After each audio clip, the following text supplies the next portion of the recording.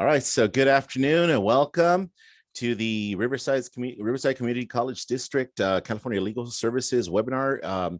It's hosted in part with Calvet, CalTAP, and like I said, the Riverside Community College District. My name is Mark Diaz. I'm the Veteran Services Coordinator at Moreno Valley College, one of the three campuses and colleges in the Riverside Community College District. We also have Norco College and Riverside City College. And so this webinar I feel it's very important. A lot of our veterans who are out there, I've spoken to many vets who have questions about legal services, whether it's appeals or getting assistance. And so this is just, I think it's going to be a great webinar. So welcome. If you have questions, you can go ahead and enter the questions in the chat box and we'll have respond to them either in the middle of the presentation or at the very end. If you have any additional questions, feel free to send them in the chat and we'll do our best to respond to them as soon as possible.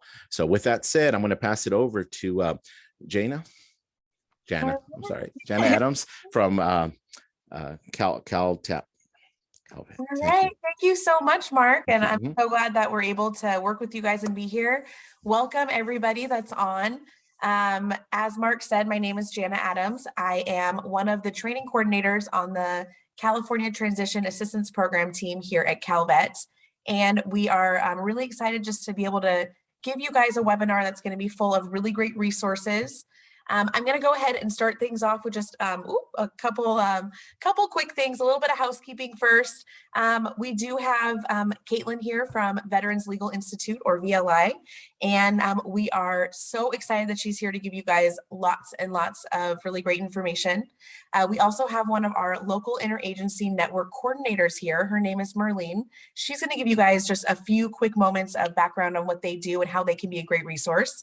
And I'm also going to give you guys just a couple quick things about Calvet and about a couple of our benefits and where you can access our resources. So throughout the webinar, my colleague Kirk is going to be doing kind of the behind the scenes, and he's going to be putting a whole lot of information in the chat field for you. Lots of different links and different websites and things like that. That way you guys can access the information really easily. He'll also post this PowerPoint slide or the PowerPoint slides for you, so that way you guys can access them later. Let's see here, what else? With the question and answers, let's see, I'll probably be on the next slide. We do ask that if you guys have question and answers, please feel free to ask them in the question and answer tab. You just scroll over either the top or the bottom of your screen and you click on Q&A. Please remember that you have the option to ask questions anonymously if you'd like.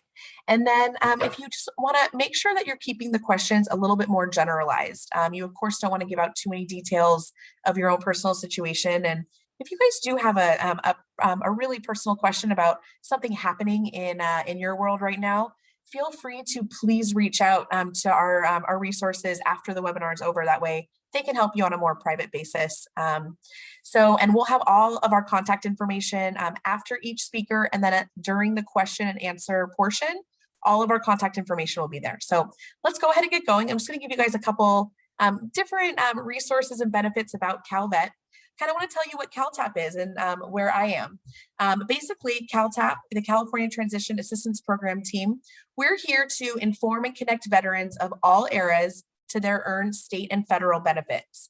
And we want to give you guys continued support and assistance throughout the years. We know your needs are going to change year to year, decade to decade. So we want to let you know we're going to be here every step of the way.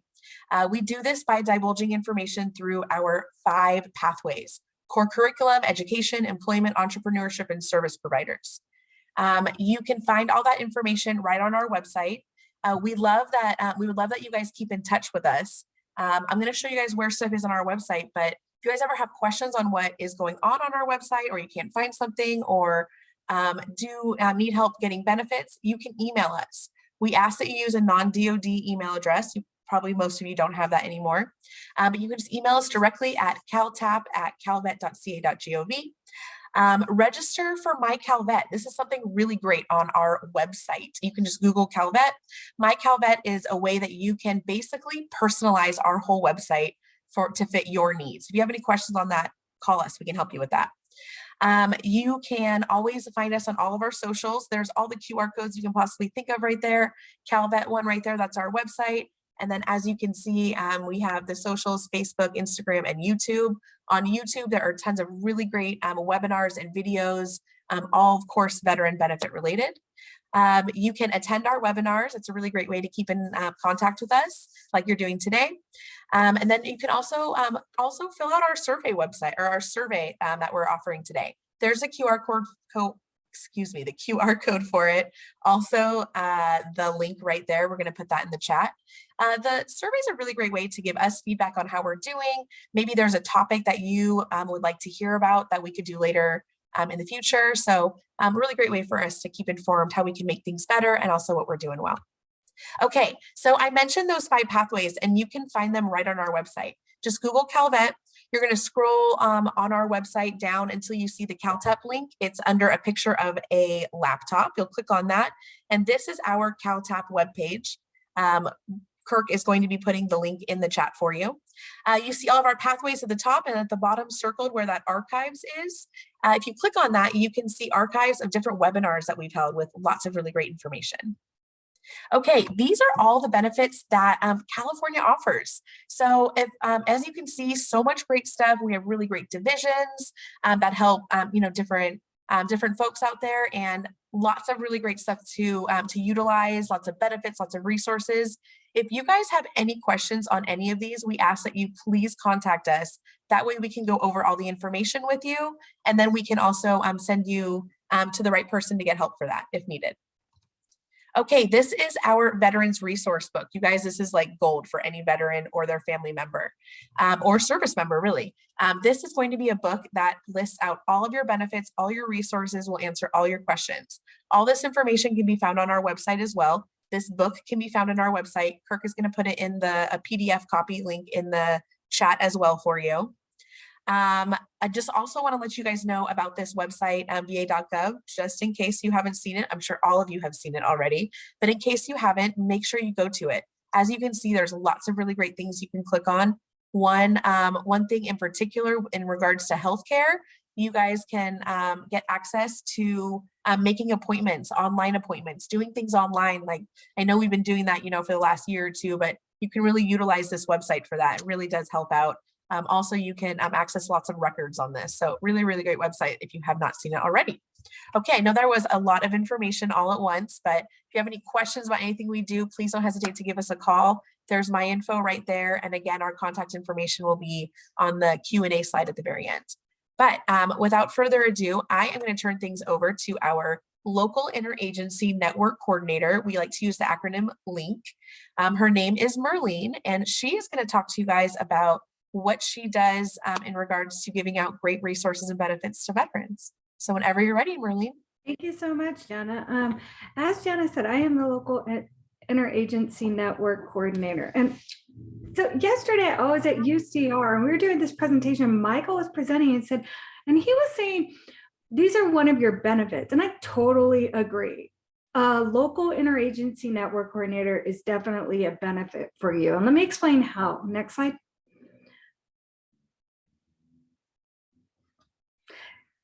What the state of California did is they broke the state of California into 8 different regions. And as you can see, just from the map, each area is a little different. It's geographically diverse. My area is the big red area right here, Inyo, Mono, San Bernardino, and Riverside counties. And I am an expert in resources within my area of expertise and within my region. However, I do work for the state of California. So if my coworker calls out sick, I'm going to a different part of the state. There are 8 of us in the state. As you can see in the lower left, there's a little tiny block down there that's Orange County. It may look small on the map, but there's just as many veterans in their entire region, in that little blog, that little Orange County, that as my entire region. Mine is geographically more diverse. Therefore, it's going to have different sets of needs than Orange County. Orange County, for example, may have better jobs or a higher income level. In other words, they may have family members that is raising small children, et cetera, et cetera. They have like a family and children's collaborative for veterans. for example, whereas in my area, we may have more less economic resources and more issues with transportation, getting to hospitals, et cetera.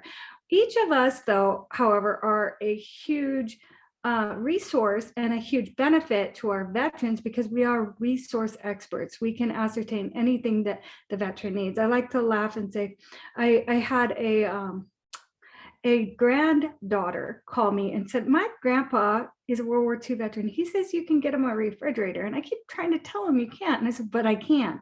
So that's one of the resources. I'm like, have you heard of Heroes Warehouse? And I was able to take that network that I have in my network, in my region, and send it over to them. Next slide. So what we do is we provide outreach to service members, veterans, and their families. We make referrals and we work directly with established service providers. We also assist with local emergencies. So if you remember the fires that we had recently, a lot of people lost everything. They lost their homes and their DD-214s, for example. You will find somebody like me, a link on site wearing the Calvet logo that will say, here's where you go to get your DD-214. Here's where you go to get temporary housing. Here's where you go to start doing whatever it is that you need. When you lose everything, you don't know where to begin. And it's a very difficult situation. And it's great to have somebody like us benefit, a resource on site to help you in hardships. What we also do is we provide leadership and advocacy to the local community. You'll find me on the committees and boards and various different meetings throughout the region. And I am usually really in the know, and I try to help as much as possible and advocate on behalf of the veterans. Next slide. So we connect to the County Veteran Service Office example is one of our networks that I know people in all the clinics, all of the vet centers, and I know people also within Calvet. If you're having a problem with the tuition fee waiver, I can email somebody to find out what's going on, the EDD, things like that. I have contacts at every American Job Center. I've had veterans just come to me and say, hey, I just need a job. So I'm like, hold on, and we're able to assist him or her with getting a job. Next slide. So this is my point of contact, and go ahead and reach out directly to me should you have any questions in the future. All right. Thank you so much, Merlene. And yes, you guys, she is a wealth of knowledge. So absolutely take down her contact information. Feel free to reach out to her. And then if you need help getting in contact with a different link, you guys can always reach out to us as well. So I'm going to go ahead and move on to what you guys all came to this webinar for. We're so excited to have Caitlin with us. She works for Veterans Legal Institute, and whenever you're ready, Caitlin. Okay, well, thank you so much, Jana. Thank you, CalTAP, for the opportunity to talk with you guys today. I've been saying a lot lately that my two favorite things to talk about are Veterans Legal Institute and discharge upgrades. So I feel like this is perfect. But Jan, if you can go to my next slide, please. Okay, so I find it really helpful to sort of give you an overview of what we're going to be talking about and the order we're going to go in. So I'm going to start by teaching you or talking with you a little bit about what Veterans Legal Institute does, how to get involved with us. And then we'll move on to what is a discharge upgrade. And finally, we'll cover the process for getting that discharge upgrade. Next slide. So what is Veterans Legal Institute? Next slide. Veterans Legal Institute is a nonprofit law firm that provides pro bono legal assistance to homeless, at-risk, disabled, and low-income current and former service members with the goal to eradicate barriers to housing, healthcare, education, and employment, and to foster self-sufficiency. VLI, our office is in Orange County, but we serve Orange County, Los Angeles County, Riverside County, and San Bernardino County. Next slide. Our office provides a very wide range of legal services. What sort of unites us is that we only serve veterans, but in terms of the areas of practice that we have, we cover pretty much everything. So we've got an attorney and we've got a team who focuses on family law, estate planning, housing law, but focused only on tenants, veterans benefits, expungements, discharge upgrades, and then other various legal practice areas, including bankruptcy, some consumer protections. But if we're able to provide you with a service, we will. Next slide, please. And most importantly, all of our services are free. You will never receive a bill from Veterans Legal Institute for what we're able to provide for you. And one of the ways that we're able to provide these services, we offer both in-person and remote clinic options. And these can be done through various community partners, including the Riverside and San Bernardino VSOs. We also have one through the Orange County Veteran Service Office as well.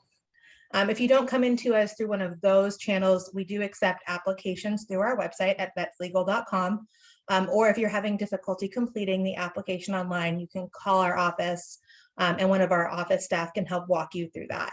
We do ask that even if you're just asking, a question or you just want to get more clarity on something, that you do that online application, because it allows us to process your application in the best way possible and get you connected to resources. And I think one of the most important things about reaching out to us is that if we're not able to provide the assistance that you're looking for, or we're not able to provide representation, we will provide you referrals to others who may be able to help. So no one is ever going to leave our office empty-handed. We will always make sure that no matter what, you're walking away with at least the next steps that you need to take to get your action moving. Next slide. So we're already on objective 2. We're plowing right through it. So what is a discharge upgrade? Next slide. So who needs a discharge upgrade? The VA estimates that there are about 500,000 veterans who are living with less than honorable discharges right now. Since 9/11, more than 150,000 veterans have been discharged with less than honorable discharges, which means that there's roughly 500,000 people that are currently residing in the United States who served their country but don't have a full access to their veterans benefits, or who are living with the negative stigma of a less than honorable discharge. Next slide. And why does that characterization matter? We are at CalTAP. They've just covered all the benefits that are open to you as veterans, and they are absolutely fantastic, but there are some restrictions on what benefits individual veterans can access, depending on their discharge characterization. So VA benefits can cover anything from the GI Bill and education, healthcare, disability compensation, pension, and VA home loans, which are all really important benefits for each of our veterans. And then the other issues are stigma, employability. Some of our veterans are seeking to re-enlist, but due to their discharge status are unable to do so. And then, in some ways, the most important is that the characterization matters because it recognizes someone's service to their country. For many of our veterans, being discharged with that less than honorable, that negative stigma really does sort of follow them as they go through the rest of their life. Next slide, please. So I am by no means the expert in veterans benefits on this call, or in most calls, honestly, but just generally an overview. To be entitled for VA benefits, a former service must have served, and again, these are general baselines, must have served on active duty for 24 months and received at least a general discharge. If you receive an honorable discharge, you are eligible for all VA benefits. If you receive a general discharge under most circumstances, you are eligible for everything except the GI Bill. And other than honorable, bad conduct, or other than honorable and bad conduct discharge require the VA to do a character of discharge determination to determine whether or not the VA can find your service honorable. The other option, there's the VA process, and then there's the discharge upgrade process through the DoD, which is more what I do. And then finally, if you've received a dishonorable discharge, you are barred by law from certain VA benefits. Next slide, please. Okay, so as I mentioned, there's that character of service determination, which is done in-house through the VA. And then there's the discharge review boards. The discharge review boards are run through the Department of Defense. And every single branch has their own discharge review board or board for correction of military/naval records. The Marine Corps goes through the Navy board, so they don't have their own specific Marine Corps one, but it's done through the Navy. And there are limits on what each board is able to do. Next slide. So most of our cases will start at the discharge review board. The discharge review board was created exactly for that purpose, which is simply reviewing discharges. And reviewing specifically the character of discharge, the narrative reason for discharge, the separation code, and the reenlistment code. The Discharge Review Board has what we call a 15-year statute of limitations, which means you can only apply to this board if your discharge occurred less than 15 years ago. And this is not something that they are willing to waive, because there is another option beyond the Discharge Review Board. So they've limited it to that 15 years. One of the benefits of this board is that you get what we call 2 bites at the apple. So first, you can ask for them to review your application just based on the application documents and any materials you choose to submit, and any brief that you might have from an attorney or representative. They can look at those papers without ever speaking to you. And if you get denied on that, you can then ask for what we call a personal appearance. Since COVID, all of those personal appearances have been conducted telephonically or through video conferencing. Prior to COVID, they would have traveling boards, and they would travel to different regions in the country, but that still meant that the veteran had to get themselves to that area. With the changes that they've made in the last 2 years, it's much more accessible for our veterans, especially low-income veterans, to be able to get a chance to have their story heard by the board. The board is comprised of 3 members. They are all active duty, and they're very often officers. Next slide, please. So as I mentioned, each branch has 2 boards that can hear these applications. The second one is the Board for Correction of Military/Naval Records, also referred to as the BCMR or the BCNR. This board actually existed long before the Discharge Review Boards did, because this board has the authority to make corrections to any aspect of a service member's records. So some people will actually go to this board prior to their discharge, if there's something like a discrepancy in their enlistment contract. Maybe they meant to enlist for 4 years, that's what they were told. Then they get the document and it says 8 years. That's something that would need to be corrected and could be corrected through this board. So this board has much greater authority to correct just about any record that a veteran may have. This board has a 3-year statute of limitations from the date that the error or injustice, so the date that the mistake is caught. But this statute of limitations is what we call liberally waived in the interest of justice. I always knock on wood at this part, but we have yet to have a case kicked back by this board because it was outside that 3-year date. So they have broad authority to go ahead and hear the matters, so long as you're arguing that, it's in the interest of justice that this veteran needs something, or if you're applying on your own behalf, you need something to make your life better and you were unable to access this board prior. So as I said, this board can do a lot of things. It can do all of the same things the Discharge Review Board can do, including changing discharge characterization, narrative reason, reenlistment codes, and separation codes. But it can also restore rank. It can restore or award lost pay. It can change a separation to a medical disability retirement. It can change the name on a DD-214, though at the end I will note there is a new process for doing that does not require going through these boards. And then finally, as a catch-all, this board, like I said, has the authority to correct any record of the department when they consider it necessary to correct an error or remove an injustice. So really broad latitude on what this board is able to do. The board is also comprised of 3 members, as opposed to the DRB where they're all active duty. At the BCM and NR, they are all civilians, but they are very frequently retired officers. Now, in order to apply to this board, you have to have exhausted all of your other options first. So you can't start at this board just because you like it more. I wish I could, but we can't start here. You have to go through the Discharge Review Board if you're eligible to start there. And then if you are not successful at that board, then you are able to then apply to this one. But again, if your discharge is more than 15 years old, you would start at this board because there are no other administrative remedies. All right, next slide, please. Okay, so learning objective 3, what is the process for getting a discharge upgrade? Next slide. So as I've thrown out a few times, this idea of error and injustice, I was talking about the discovery dates when we talked about the boards for correction of military records. Each of these boards has been given guidelines on what they're supposed to be looking for and how they should make their decision. So at the Discharge Review Board, we call those standards equity and propriety. So basically fairness or error.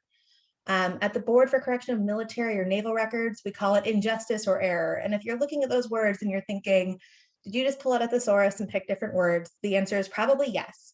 They essentially mean the exact same thing. So equity and injustice are referring to issues of fairness. Propriety and error are talking about whether or not there was an actual mistake made in processing your discharge. And then clemency only applies if the discharge was the result of a special or general court-martial. So you can't just ask for clemency in a mercy sense. It has to have been linked to an actual conviction coming out of a court-martial. Next slide, please.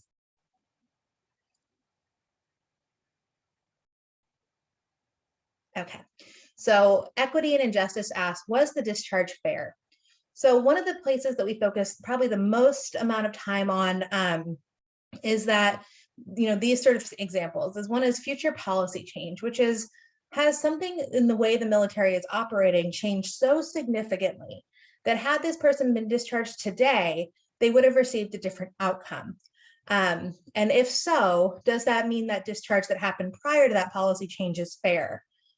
And then the next one is in-service inconsistencies. So was the discharge inconsistent with the standards of discipline at that time? That's where we're looking for maybe a CO overstepped their boundaries, or the veteran was specifically targeted because of racial or religious prejudice or sexual orientation prejudice, and that the way that they were separated or that their discharge happened was inconsistent with what should have been the standard of discipline at the time of their discharge.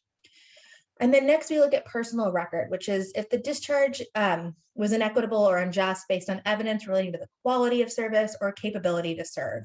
And what this part of it really looks at is whether or not there was something else going on in the veteran's life that may have impacted their quality of service or their capability to serve. For example, had the veteran been deployed and developed post-traumatic stress disorder that impacted their ability to uphold, the standards that they needed to uphold? Was there some other rationale for why they were acting the way that they were acting, or the reason they may have gotten involved in some type of misconduct? Next slide, please.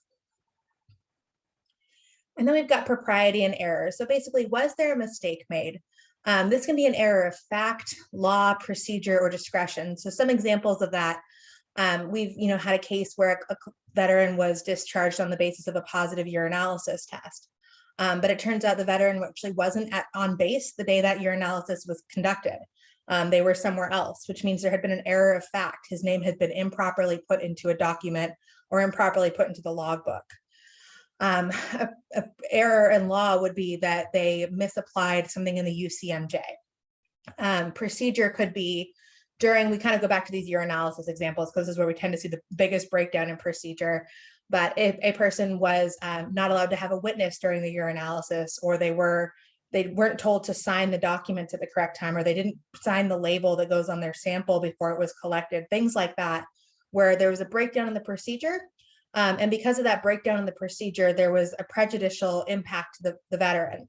And that prejudicial error means that there's a substantial doubt that had that error not occurred, the veteran would have received the same outcome. So had that person's name not been written down incorrectly in the logbook, they wouldn't have been discharged. Had that person been able to have the full host of procedures that are supposed to protect the urinalysis sample in place, their sample wouldn't have been contaminated or wouldn't have been switched, which means they wouldn't have been discharged, things like that. And then there's also the idea of a change in policy that is made expressly retroactive. I will be the first to say I don't know of very many policies that were made expressly retroactive. One of the ones that people usually ask about here is whether or not the repeal of Don't Ask, Don't Tell, or the 2017 trans ban were made expressly retroactive. The changes to those policies, they were not. So there's not a whole lot of policies that were made or put into place that are expressly retroactive and automatically grant that veteran the right to get that discharge upgrade. Next slide, please. So as I said before, both boards use versions of the same standards. They use different words for them. The one word they could agree on was clemency. And they both use the word clemency as a standard of review only for cases where the discharge was issued as part of the sentence of a court-martial.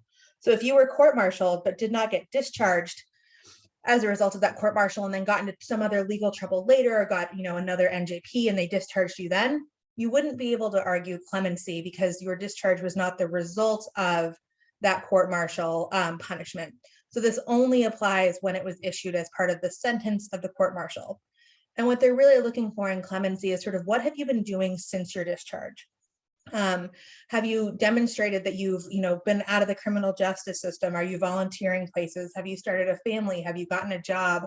What have you done to demonstrate that you've sort of moved on from whatever past indiscretion you had and are, now can demonstrate that you're living your life honorably? That's really what they're looking at in clemency. Everything else, if you're talking about the fairness of a conviction or a mistake made during your court-martial process, that's going to fall under that fairness or mistake category. It's not going to fall under clemency. Next slide, please. Okay, so as you guys are all aware, the VA and the DoD really do like their forms. So each board has their own form. The form for the Discharge Review Board is called a DD-293, and the form for the BCNR or BCMR is called a DD-149. I like to point out there are many versions of these forms floating around on the internet. Even some of the DoD branches still have outdated ones. We've seen where the outdated forms were sent to veterans. You're really looking if you are going to do this process on your own, you're looking for forms that were done in 2019. That was the most recent version of these forms. When you submit that form, you're also going to be submitting a copy of your DD-214, the document that you're seeking to have corrected. We would also suggest that you include sort of a cover letter that talks about the summary of whatever it is, the basis for your discharge upgrade. If you're working with an attorney, we would recommend a detailed brief, which is just a statement of your case and the arguments that support it. I always recommend that the client or the veteran put together a personal statement or a letter, because the very first stage of the document review at the Discharge Review Board or the Board for Correction of Military Records, the only way the board interacts directly with the veteran is through that personal statement. It's your opportunity to tell your story and explain what happened. So you want to make sure you're putting as much detail into that as possible, but also sort of staying on track and making it relevant so that the board can easily digest it and understand what you're trying to convey to them and understand where it is you're coming from. If you have access to them, and I understand that access is an issue, it has been since COVID started in terms of getting records, but if you have access to your military records, you want to provide copies of any relevant ones. You also want to provide copies of any relevant medical records. The boards can and do go out and request your records from the archives or from the branch in which you served, but it is helpful if you can provide them with the important parts that you have already identified when you're putting together that application. If your application is based at all on a mental health diagnosis, including PTSD, depression, anxiety, an experience of military sexual trauma, or traumatic brain injury, and you have been diagnosed, whether that was in the military, by the VA, or by a civilian provider, you want to include some kind of document that proves that you've got that diagnosis. It can sometimes be helpful to put together a timeline of major events. That sort of creates a chronology for the board to follow, so they understand sort of when did any issues start, what came next, what came before your discharge, what happened after your discharge, things like that. If you have evidence of positive character, so these can be letters from friends who may have served with you, buddy statements. They can be documents from your spouse, from your children, from your pastor, from a college professor, anything like that that can go ahead and support that you've either reflects sort of a change in your personality as a result of your service or talks about the positive contributions that you're making. You want to make sure you get that in there. And then finally, because I am an attorney, we've got our catch-all of any other relevant evidence. So there's a million other things that you might want to include. I think it's important not to just sort of throw everything at the boards, because the more stuff you throw at them that's not relevant means the more time they're going to spend on it. So if you can go through there and figure out what is the best version of, what is the story that I want to tell? What do I need in that story? What do I need to put together in order to convince the board that this is what happened? In order to make the board understand where I'm coming from. That's what you want to focus on. And when you apply to these boards, you must submit, again, the correct form, and you must on that form explicitly request what relief it is you're asking for. If you do not ask for something that you want, if you do not ask them to change your narrative reason for separation, and you only ask them to change your general to an honorable, there is a chance that they will not change your narrative reason, even if you've asked in the documents that you submitted, but you didn't put it on that form. So you want to make sure that that form closely matches up with everything that you've asked for and anything that you file. So if you have a document that says, if you've got your personal statement and you talk about how important it is to get your narrative reason cleaned up and you want an honorable discharge, then you only have on that form honorable discharge. That's not guaranteed that they're going to make both of those corrections. So you want to make sure that form, to the extent possible, matches exactly what it is you hope to get out of the discharge review board. Next slide, please. Okay, so I like to go ahead and set expectations. These boards have broad discretion and minimal oversight. On average, the success rate of the boards is about 26%. That's taking an average of all of the boards. I know individual ones may have slightly higher averages, others will have slightly lower averages. And that's if you don't adjust for special consideration cases, such as cases including military sexual trauma, traumatic brain injury, or post-traumatic stress disorder. It's important to also understand that this is a very lengthy process. The discharge review boards have no time limit. They can spend as long as they want deciding on your case. We have seen them spend upwards of 2 to 3 years making decisions. The Board for Correction of Naval and Military Records are charged by law with resolving 90% of applications within 10 months and 100% of applications within 18 months. I've already got my spoiler alert on that slide. They are not in compliance. We've had cases, again, sit at these boards for 2 to 3 years before getting a decision. I will say that the Board for Naval Corrections, the Board for Correction of Naval Records does seem to be moving a little bit faster lately. We're seeing decisions come in typically in less than 12 months, which would sort of put them into compliance, but then we still have other cases that sit for a really long time, sort of as they're being processed. So we at VLI typically estimate that most cases will be resolved within 18 to 36 months once they're filed. We talked a little bit earlier about success rates. I think it's really important when you're if you are able to put together the application on your own, by all means do it. But if you do have the opportunity to seek counsel or to have an advocate, it can really drastically improve your likelihood of getting a discharge upgrade. For example, in 2020, VLI's success rate was about 3.5 times greater than the average success rate of the boards, which means we had about an 81 to 85% success rate with these discharge upgrades, which is much better than 26%. That doesn't mean it's always going to happen or that we get all the slam dunk cases, but I do think if you have the opportunity to get that access to an advocate, especially someone who's able to take your information and then distill it in a way that the boards are more able to understand it, that can be really helpful for getting your chances of a discharge upgrade improved. Next slide, please. So what is the board looking for? The boards have been given guidance by the Department of Defense when it comes to cases where an applicant alleges a mental health condition or that they experienced military sexual trauma. These boards have to give what we call liberal consideration to these applications. Liberal consideration does not require that the request be granted, but requires the boards to walk through what we call our 4-step test. Next slide, please. So as I said, all of this guidance really comes from the Department of Defense in the form of these memos. The memos are titled after the name of the Secretary of Defense or Undersecretary who wrote them. So in 2017, we get the CURTA memo. And the CURTA memo provides what we call the test. So the test, it's a little bit redundant, but it asks these 4 questions. And the first is, did the veteran have a condition or experience that may mitigate or excuse the discharge? So did the veteran have a mental health condition? Did they experience something traumatic, such as military sexual trauma, or the death of a loved one or something that may have impacted their service that may excuse or mitigate whatever misconduct led to that discharge? Second, did that condition exist or experience occur during military service? So this is just establishing that you were in the military at the time this traumatic event occurred, or that your mental health condition developed while you were serving.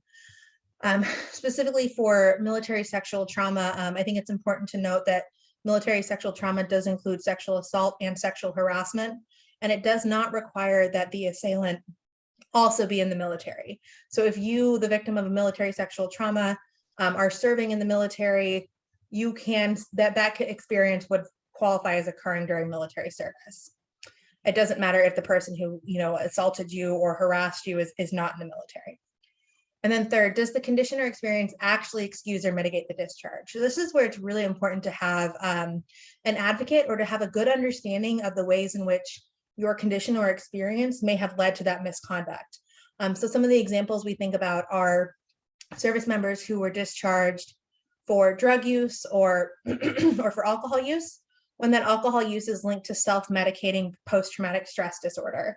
So we know that veterans, are not always likely to go out and seek mental health services while they're enlisted. We know that there's a lot of negative stigma around seeking that treatment. And as a result, many veterans and many service members are pushed into finding their own coping mechanisms. And sometimes those coping mechanisms create a lot more problems for the veteran.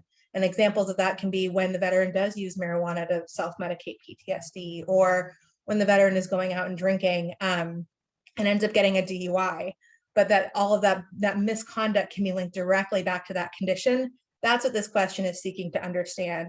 So having an advocate who understands how did what you were going through lead to what your misconduct, which led to your discharge, how are those two things linked? That can be really helpful. Or if you're able to get that research on your own, a lot of it is publicly available. There's been a lot of work done on figuring out sort of how veterans and those outside of the military cope with the symptoms of post-traumatic stress disorder, just as an example. And then finally, the last question is, did that condition or experience outweigh the discharge? So this is where we talk about how basically traumatic that condition or experience was versus how minor the misconduct may have been. There are certainly some forms of misconduct that are going to be far more serious than the condition or experience, and you're not going to be able to convince the board that there's an outweighing here. But if you're talking again about somebody developing post-traumatic stress disorder as a result of combat or sexual trauma, and then they come back and they use marijuana one time in an attempt to medicate those symptoms, that is something that may that condition or experience may outweigh the misconduct that led to the discharge. And in any case where you're dealing with a mental health condition, you want to walk through each of these 4 questions for the board when you're putting together your documents. Next slide, please. Okay. So we talked a little bit earlier about things being retroactive, which means they apply back to when it happened. But if you applied before CURTA, so if you have already applied for a discharge upgrade and you did that prior to 2017, you may be eligible for a new review. That's because this guidance has so fundamentally transformed how the boards are processing these applications that they may be willing to reevaluate your case to make sure that it actually complies with the new guidance. If you have applied before and you're applying again, you want to make sure it's clear that you're asking for reconsideration by pointing out when you last applied and how the guidance has changed. So how the CURTA memo has now gone into effect. Next slide, please. Okay, so we did talk a little bit about how Don't Ask, Don't Tell. The repeal of Don't Ask, Don't Tell was never made retroactive. Instead, what they did right around the same time as they repealed Don't Ask, Don't Tell is they put out the Stanley Memo. The Stanley Memo tells the discharge review boards, and it does apply to the BCNR as well, even though it doesn't explicitly say it, that they should normally grant requests to change the narrative reason for discharge, or request to recharacterize the discharge, or request to change the reentry code when the following conditions are met. And that is that the original discharge was based solely on Don't Ask, Don't Tell, or a similar policy in place prior to the enactment of Don't Ask, Don't Tell, and there were no aggravating factors in the record, such as misconduct. So this memo only applies to veterans who were discharged when they were discovered to or believed to be part of the LGBTQ community. It doesn't apply if you got caught doing something that was against the rules, or if they charged you with any kind of misconduct, even if that misconduct is linked to same-sex relationships. So it only applies if they found out that you identified as LGBT and they discharged you as a result of that. And each request, again, still has to be evaluated on a case-by-case basis. It is not an automatic grant, but it is considered normal to award an honorable or general when these factors are present. Next slide, please. So in the past year, there have been 2 class action settlements against discharge review boards. The first is what we call the Kennedy settlement, and this relates to the Army Discharge Review Board. So if you were discharged from the Army between October 7th, 2001 and April of 2021, you may be eligible. You had to have applied to the Army Discharge Review Board, again, not the BCMR, just the Discharge Review Board. You had to have alleged that you had mental health conditions that led to your discharge, and you have to have been denied relief. So they have to have said, no, we're not going to grant your discharge upgrade. If that decision was received between April 17th and April 28th of 2021, so that 10-year period almost, the Army Discharge Review Board is going to automatically review your matter. No action is needed, but they are accepting supplemental documents. So if you have something you would like to add to that original application that you made, you'd want to make sure that you're getting that in sooner rather than later. They should have sent out notices to everybody who was impacted. Again, those notices would have gone to the address that you used when you first applied to the DRB. So if you are in any way transient, or if you happen to move over the course of 20 years, like most of us do, you may not have received that notice. So it is worth reaching out to the boards to ask if you are in that group. If your adverse decision was received between October 7th, 2001 and April 6th, 2011, actually I should say April 16th, excuse me. So April 16th, 2011, the Army Discharge Review Board will reconsider these matters if you reapply.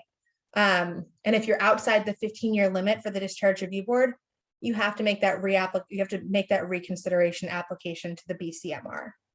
Next slide, please. So like I said, there have been two settlements. They were both filed by the same law clinic. They are essentially identical with the exception that one is Navy and one is Army. So if you were, again, discharged from the Navy between October 7th and October 7th of 2001 and February of 2022, you may be eligible. If you applied to the Navy Discharge Review Board, again, not the BCNR, and you alleged a mental health condition but were denied relief, and you received that adverse decision between March 2nd of 2012 and I believe February 15th of 2022, the Navy Discharge Review Board will automatically review these matters again. No action is needed, but supplemental papers will be accepted. So this is ongoing. Those notices should be going out anytime between February 2022 and June of 2022. So if you know that you applied to the Navy Discharge Review Board in the last 20 years, again, you would want to reach out to the Navy Discharge Review Board if you haven't received anything and ask if you're going to be eligible for this relief. Or you can go ahead and just kind of keep an eye out for that notice that should be sent. But again, the notice will be sent to the application or to the address on the original application. So if you have moved anytime, they are not tracking that you've moved. Even if you are still, active with the VA and you've updated your address with them, that will not transfer to these boards. So they will only be sending those notices to the original address. But you can get copies of the notices on the website for both the Manker and Kennedy settlement. And again, the next stage is that if you did it between October 7th, 2001 and March 1st, 2012, the Navy will reconsider your matter, but it is not automatic, and so you must apply. And again, if you've been more than 15 years, you can seek that reconsideration from the Board for Correction of Naval Records instead of the Discharge Review Board. Next slide, please. Okay, so this is really new information that we're sort of just beginning to get a hold of. But in August of 2021, each branch was tasked with coming up with a new administrative process to correct DD-214s when it comes to name changes that did not require an application to the Board for Correction of Naval Records or military records. Up until then, every single application, even if you wanted a name change and you had a court order changing your name, you had to go through these boards and you could be waiting for years to get this name change on your DD-214.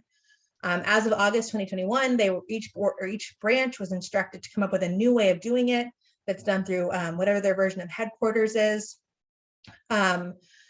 All of the branches, with the exception of, I haven't seen Coast Guard guidance and I haven't seen Air Force guidance, but I've been told the Air Force guidance exists and I don't know what's going on with the Coast Guard. But all of the other branches have put out guidance now that essentially says that you have to apply by providing a copy of your DD-214 and a court order changing your name. And you have to send that directly to their headquarters division to get that document changed. Again, there's no time limits on when they have to do it.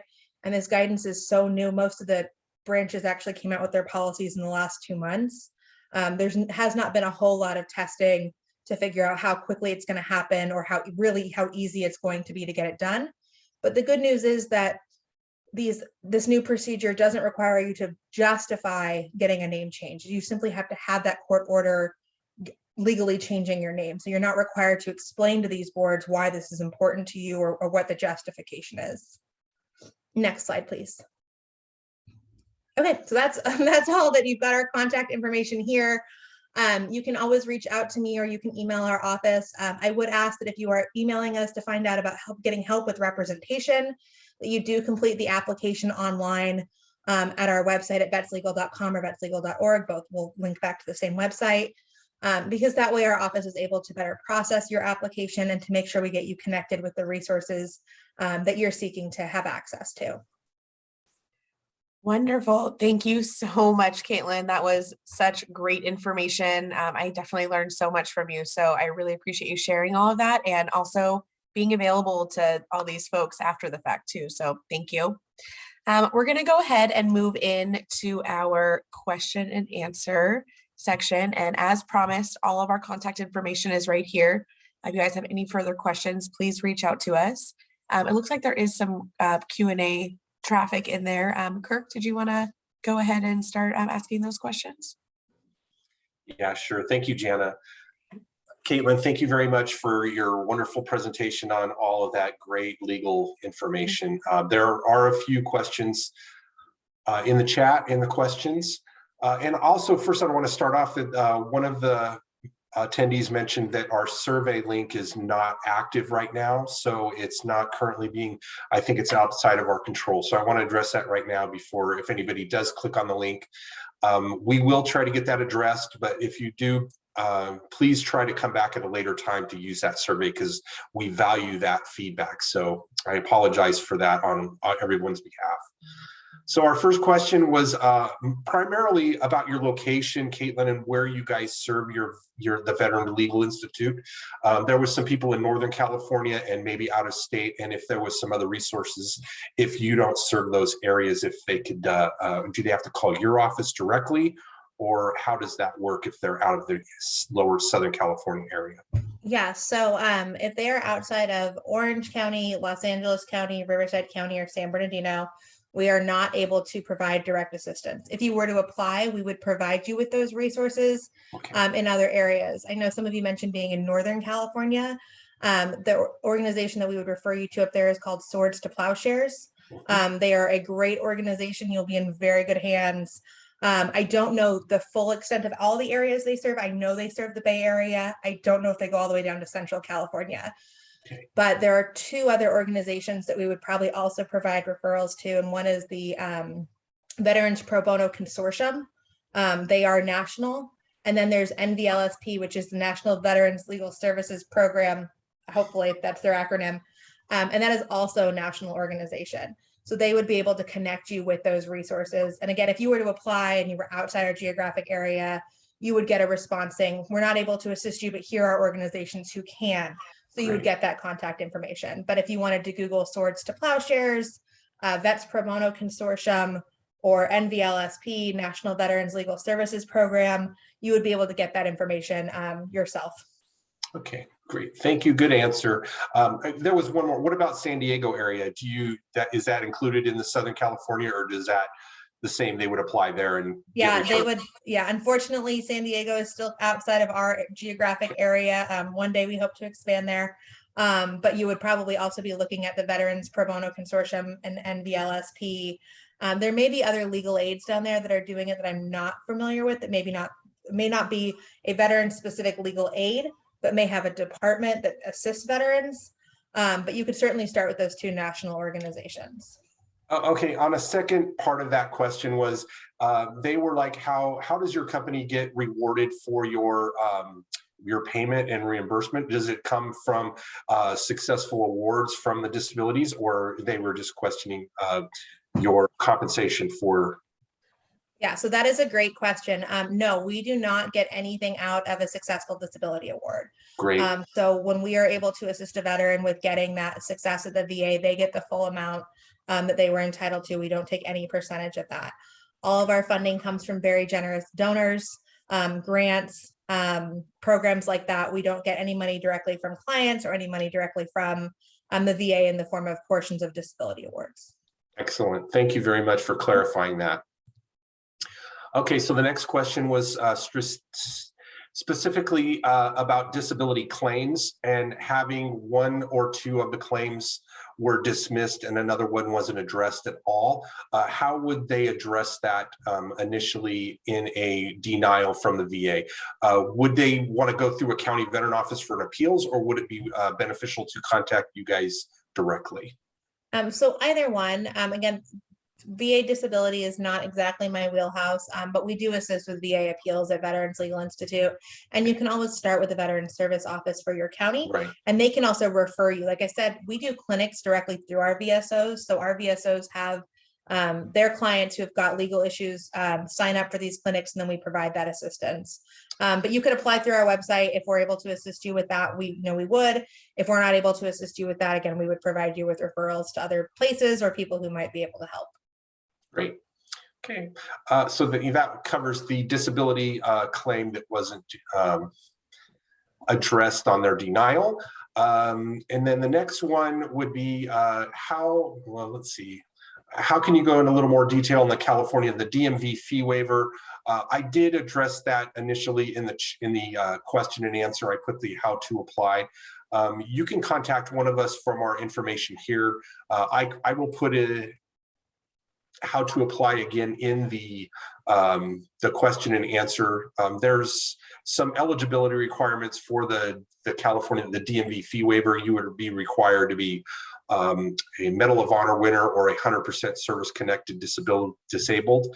And you would take your information from your doctor's note from the Regulation 256, which is your application to the DMV, would require a doctor's signature, and then you would go to your county veteran office and receive an eligibility form, then go back to the DMV for that application.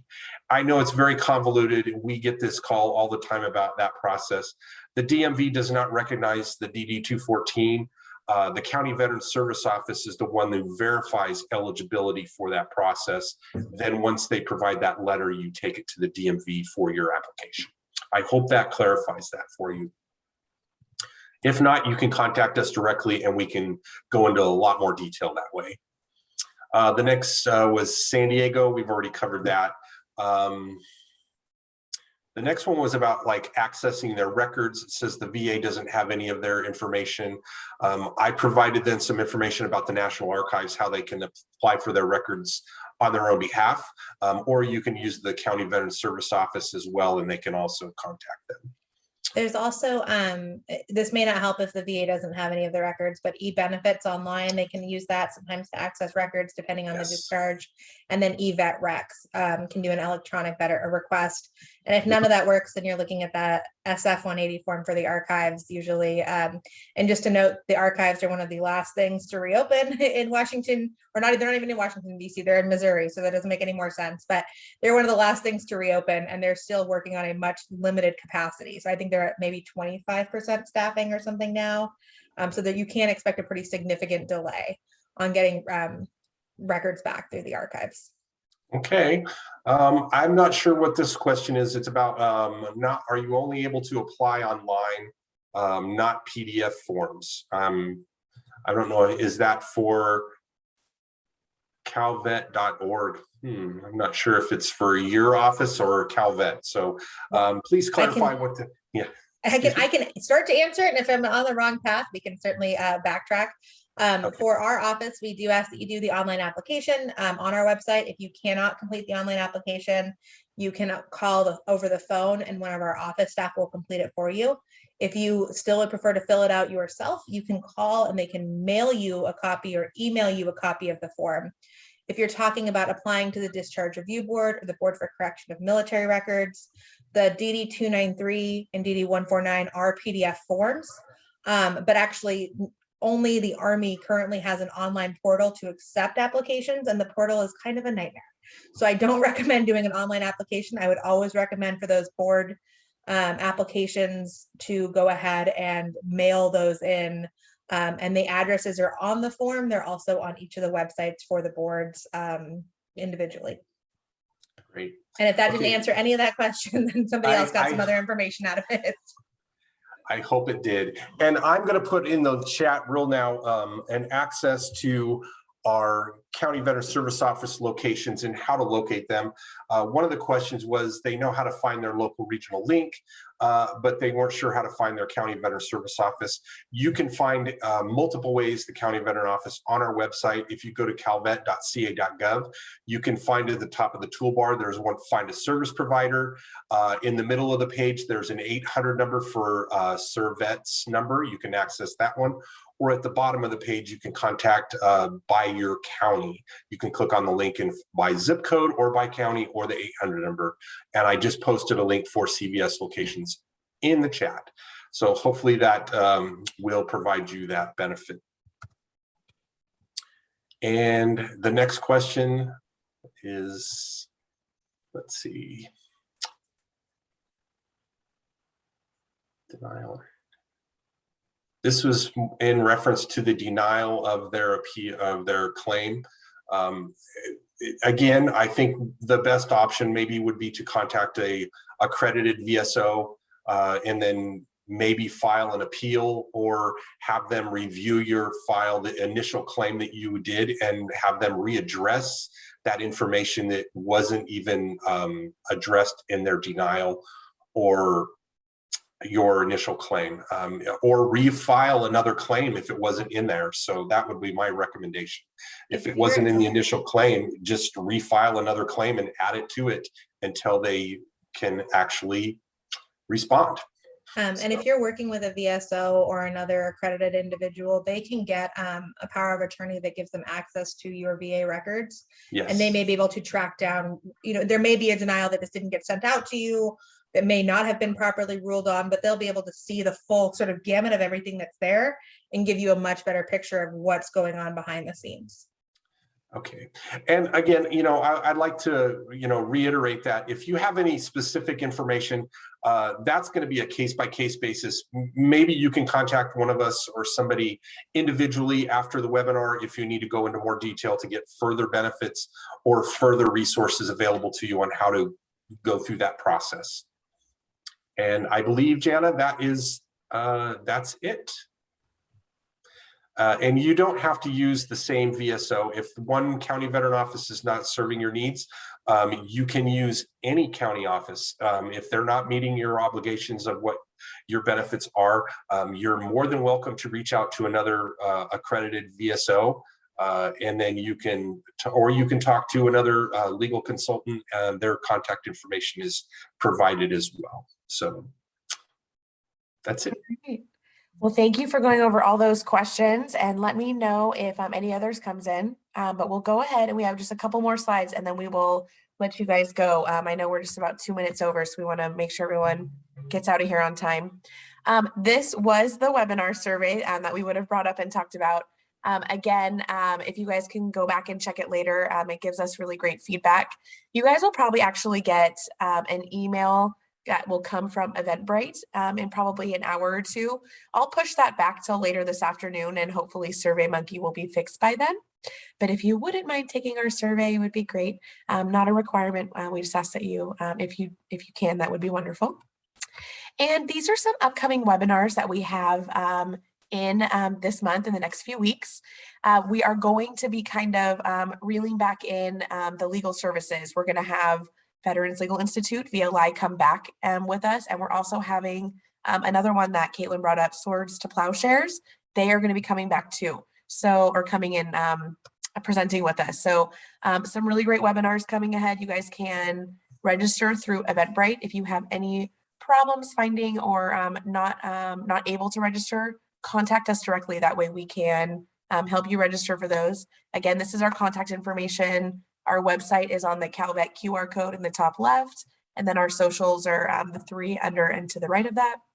And if you guys have any further questions, again, please don't hesitate to call that 800 number right there. That's on the back of the Veterans Resource Book, but also that 800 number will actually get you to a live person. Someone on the CalTAP team like myself or Kirk, or one of our links like Merlene. So give us a call if you need anything. Other than that, thank you so much for your service, for your time today, and we hope to see everyone again.